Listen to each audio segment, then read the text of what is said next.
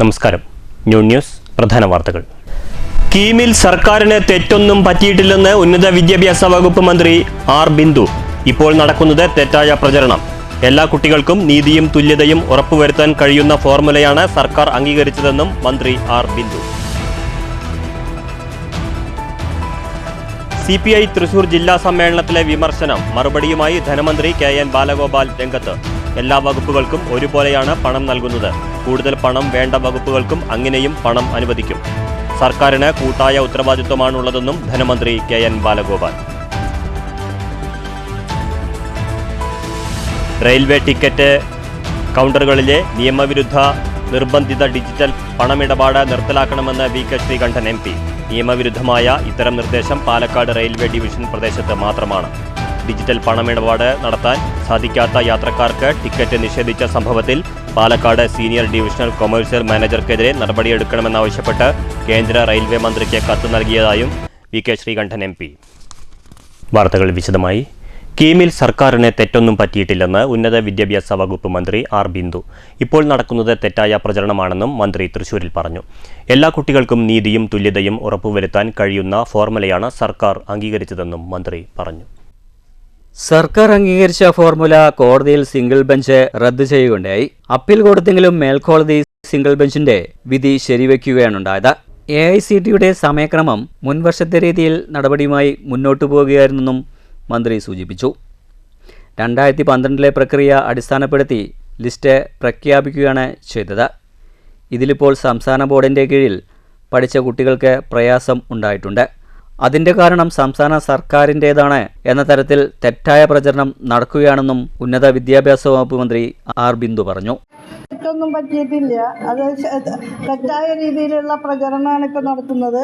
സർക്കാർ പരീക്ഷ എഴുതിയ ഭൂരിപക്ഷം വരുന്ന വിദ്യാർത്ഥികൾക്കും കഴിഞ്ഞ വർഷം ഒരു അനീതി ഉണ്ടായതായിട്ട് ശ്രദ്ധയിൽപ്പെട്ടു. അപ്പോൾ അത് 2012 മുതൽ തുടർന്നു വരുന്ന ഫോർമുലയുടെ ഭാഗമായിട്ട്, സ്റ്റാൻഡർഡൈസേഷൻ പ്രക്രിയയുടെ ഭാഗമായിട്ടാണ് ഈ രീതിയിലുള്ള ഡിസ്പാരിറ്റി സംഭവിച്ചിരിക്കുന്നത് എന്ന് മനസ്സിലായി. അപ്പോൾ അതുകൊണ്ട് എല്ലാ കുട്ടികൾക്കും നീതിയും തുല്യതയും ഉറപ്പുവരുത്താൻ കഴിയുന്ന വിധത്തിലുള്ള ഒരു ഫോർമുലയാണ് സർക്കാർ അംഗീകരിച്ചത്. അതിനെ തുടർന്ന് അത് കോടതിയിൽ സിംഗിൾ ബെഞ്ച് അത് റദ്ദ് ചെയ്യുകയുണ്ടായി. അപ്പീൽ കൊടുത്തു. മേൽക്കോടതിയും സിംഗിൾ ബെഞ്ചിൻ്റെ വിധി ശരിവയ്ക്കുകയാണ് ഉണ്ടായത്. അപ്പോൾ തുടർന്ന് ഇനി AICTEയുടെ സമയക്രമം പാലിച്ച് അഡ്മിഷൻ നടത്തേണ്ടതുണ്ട് എന്നുള്ളതുകൊണ്ട് 2012 മുതൽ തുടർന്നു പോരുന്ന അതേ സ്റ്റാൻഡർഡൈസേഷൻ പ്രോസസ്സ് ഉപയോഗിച്ച് ലിസ്റ്റ് തയ്യാറാക്കി അത് പ്രസിദ്ധീകരിക്കുകയാണ് ചെയ്തത്. News bureau Thrissur. CPI Thrissur ജില്ലാ സമ്മേളനത്തിലെ വിമർശനത്തിന് മറുപടിയുമായി ധനമന്ത്രി KN ബാലഗോപാൽ. എല്ലാ വകുപ്പുകൾക്കും ഒരുപോലെയാണ് പണം നൽകി വരുന്നത്. കൂടുതൽ പണം വേണ്ട വകുപ്പുകൾക്ക് അങ്ങനെയും അനുവദിക്കുമെന്നും സർക്കാരിന് കൂട്ടായ ഉത്തരവാദിത്വമാണ് ഉള്ളതെന്നും ധനമന്ത്രി തൃശൂരിൽ പറഞ്ഞു. CPI വകുപ്പുകൾക്ക് ധനമന്ത്രി പണം അനുവദിക്കുന്നില്ല എന്നായിരുന്നു CPI തൃശൂർ ജില്ലാ സമ്മേളന പൊതുചർച്ചയിൽ വിമർശനം ഉയർന്നു വന്നത്. ഈ വിമർശനത്തിന് മറുപടിയുമായാണ് ധനമന്ത്രി രംഗത്ത് വന്നത്. എല്ലാ വകുപ്പുകൾക്കും ഒരുപോലെയാണ് പണം അനുവദിക്കുന്നത്. കൂടുതൽ പണം വേണ്ട വകുപ്പുകൾക്ക് അങ്ങനെയും അനുവദിക്കും. സർക്കാരിന് കൂട്ടായ ഉത്തരവാദിത്തമുണ്ട്. ഇടതുപാർട്ടികളുടെ സമ്മേളനത്തിൽ വിമർശനം സ്വാഭാവികമാണെന്നും ധനമന്ത്രി KN ബാലഗോപാൽ തൃശ്ശൂരിൽ മാധ്യമപ്രവർത്തകരോട് പറഞ്ഞു. അതൊക്കെ CPIയുടെ സമ്മേളനത്തിൽ എന്താ പറയുന്നത് നമുക്ക് അറിയില്ല. ഞങ്ങളുടെ സമ്മേളനത്തിൽ തന്നെ വരുന്ന വിമർശനങ്ങളുടെ പുറത്തറിയില്ല. വിമർശനം കാര്യമാണ്. പക്ഷേ ഗവൺമെൻറ് വളരെ കളക്റ്റീവായിട്ട് ഒരു കാര്യമായിട്ടാണ് പ്രവർത്തിക്കുന്നത്. ഇന്ന് തന്നെ ഞാൻ നമ്മുടെ ബഹുമാനപ്പെട്ട റവന്യൂ മിനിസ്റ്റർ പറഞ്ഞ അദ്ദേഹത്തിൻ്റെ മണ്ഡലത്തിൽ പരിപാടി പറഞ്ഞിട്ട് അതിനായിട്ട് ആ പരിപാടി എല്ലാ വകുപ്പുകൾക്കും ഒരേപോലെയാണ് എന്ന് മാത്രമല്ല, ഏറ്റവും അത്യാവശ്യമുള്ള ചില വകുപ്പുകളുണ്ട്. ഇങ്ങനെ നമുക്ക് ആവശ്യത്തിലധികം അതിന് അധികം പണം കൊടുക്കേണ്ടി വരും. ഉദാഹരണം, ജലജീവന് ബഡ്ജറ്റ് വെച്ചത് കഴിഞ്ഞ 5 വർഷമായിട്ട് ബഡ്ജറ്റ് വെച്ചതിനേക്കാളും ഇരട്ടിയിലധികം പണം കൊടുക്കേണ്ടി വരും. എഡ്യൂക്കേഷന് ഇപ്പോൾ ഇന്ന് നിങ്ങൾ പത്രത്തിൽ കണ്ടു കാണും, കേന്ദ്ര ഗവൺമെൻറ് പണം തരാമെന്ന് തരുന്നില്ല. ഇപ്പോൾ SSK അതുപോലെ സ്പെഷ്യൽ ടീച്ചർ പണം തരുന്നില്ല. പണം തന്നില്ല എന്ന് പറഞ്ഞിട്ട് നമുക്ക് ഈ അധ്യാപകരെ പറഞ്ഞുവിടാൻ പറ്റും, ശമ്പളം കൊടുക്കാതിരിക്കാൻ പറ്റും.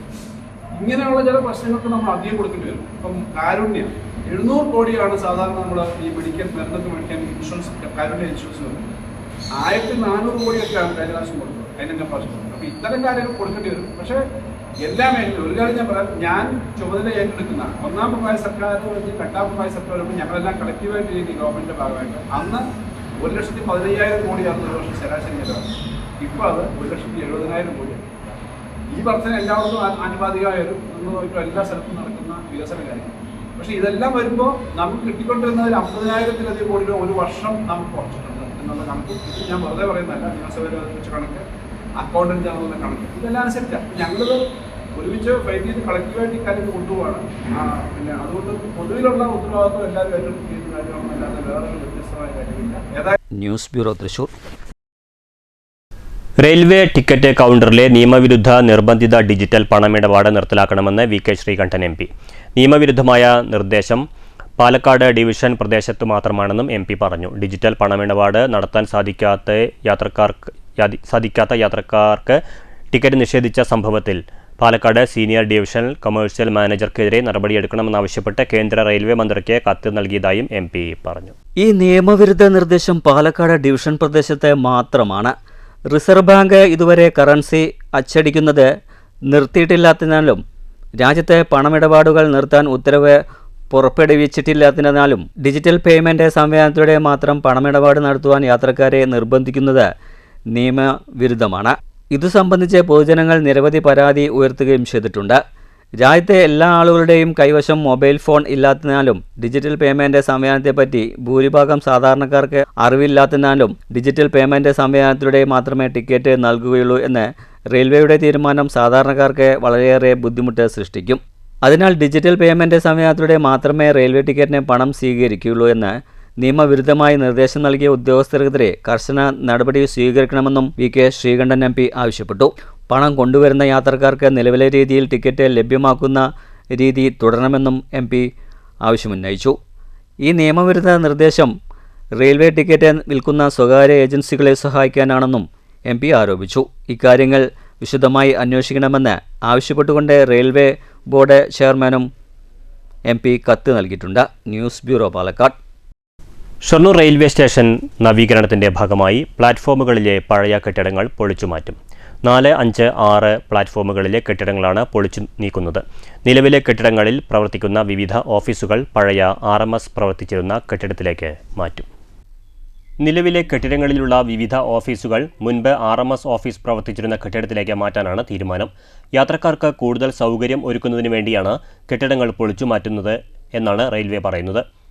പകരം പൊളിച്ചുമാറ്റുന്ന ഭാഗങ്ങളിൽ യാത്രക്കാർക്ക് കൂടുതൽ ഇരിപ്പിടങ്ങൾ ഒരുക്കും. കച്ചവട സ്റ്റാളുകളും വർദ്ധിപ്പിക്കും. 3 പ്ലാറ്റ്ഫോമുകളിലായി 10-ലധികം മുറികളാണ് പഴയ കെട്ടിടത്തിലുള്ളത്. കെട്ടിടങ്ങൾ പൊളിച്ചുമാറ്റുന്നതോടെ പ്ലാറ്റ്ഫോമുകളുടെ വീതിയും വർദ്ധിക്കും. 4, 5 പ്ലാറ്റ്ഫോമുകളിലെ 2 ഭാഗത്തും പഴയ കെട്ടിടങ്ങളുള്ളതിനാൽ യാത്രക്കാർക്ക് ഇരിക്കാനുള്ള സൗകര്യം കുറവാണ്. 6, 7 പ്ലാറ്റ്ഫോമുകളിൽ മാത്രമാണ് പഴയ കെട്ടിടങ്ങളുടെ എണ്ണം കുറവുള്ളത്. RMS ഓഫീസ് സ്ഥിതി ചെയ്തിരുന്ന കെട്ടിടത്തിൽ തന്നെ ഇത്രയധികം ഓഫീസുകൾക്കുള്ള സൗകര്യങ്ങളുണ്ട്.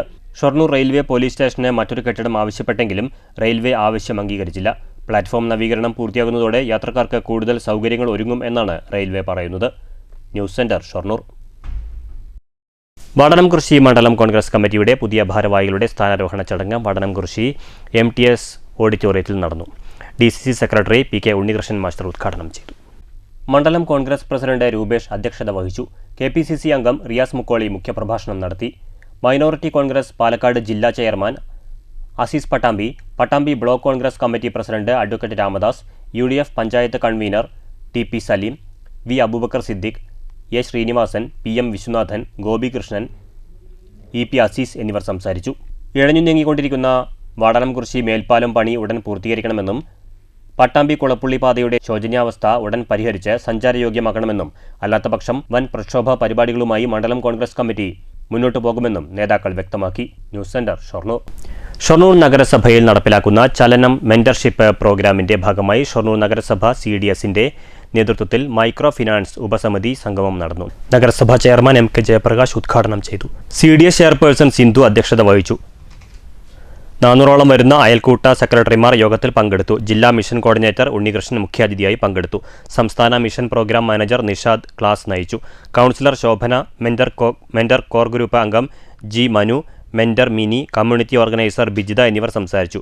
മാലിനി സ്വാഗതവും മിഷൻ മാനേജർ ജീഷ്മ നന്ദിയും പറഞ്ഞു. മണ്ണൂരിൽ MP ഫണ്ട് ഉപയോഗിച്ച് സ്ഥാപിച്ച 2 ഹൈമാസ്റ്റ് ലൈറ്റുകളുടെ സ്വിച്ച് ഓൺ കർമ്മം VK ശ്രീകണ്ഠൻ MP നിർവഹിച്ചു.